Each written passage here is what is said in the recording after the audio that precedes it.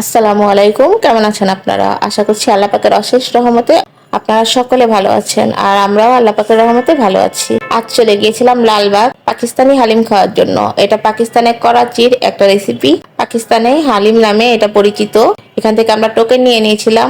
এখানে 2 হাঁড়ি হালিম তৈরি হয়। সন্ধ্যা 6টা থেকে রাত 10টার মধ্যে ওদের হালিমগুলা শেষ হয়ে যায়। টোকেন জমা দিয়ে দিয়েছিলাম। আমরা অনুমতি নিচ্ছিলাম যে আমরা কি ওদের রসুই ঘরে যেতে পারি কিনা। তো ওরা নির্দ্বিধায় বলেছেন যে আসেন। ওদের রসুই ঘরটা ছিল একদম নিট অ্যান্ড ক্লিন। এটা আপনারা বসে খেতে পারবেন, ভিতরে মানে বসার সিস্টেম আছে, আবার বাইরে দাঁড়িয়ে এক হাঁড়ি আছে ওখানে খেতে পারবেন।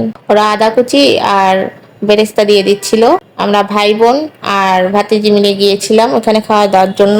আমাদের সবার কাছে এই হালিমটা খুব ভালো লেগেছে, আর ওদের ব্যবহারগুলোও ছিল অনেক ভালো। আপনারা যদি কেউ এই হালিমটা খেয়ে থাকেন তাহলে অবশ্যই কমেন্টে জানাবেন যে আপনাদের কাছে কেমন লেগেছে। ইনশাআল্লাহ সামনে রোজা যদি আল্লাহ পাক আমার রিজিকে রেখে থাকেন, এখান থেকে আমি হালিমটা নেওয়ার চেষ্টা করব। এখানে আলাদাভাবে লেবু আর কাঁচামরিচ দেওয়া ছিল, আর ছিল তেঁতুলের পানি।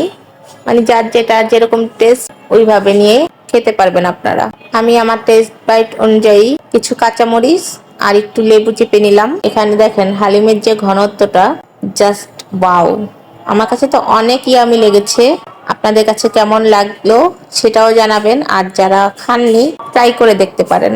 আমার ভিডিওটি যদি ভালো লেগে থাকে আপনাদের কাছে, তবে অবশ্যই লাইক, কমেন্ট আর সাবস্ক্রাইব করে আমার পাশে থাকবেন। আর ভিডিওটি যদি ফেসবুক থেকে দেখে থাকেন তাহলে অবশ্যই ফলো দিয়ে রাখবেন। আল্লাহ হাফেজ।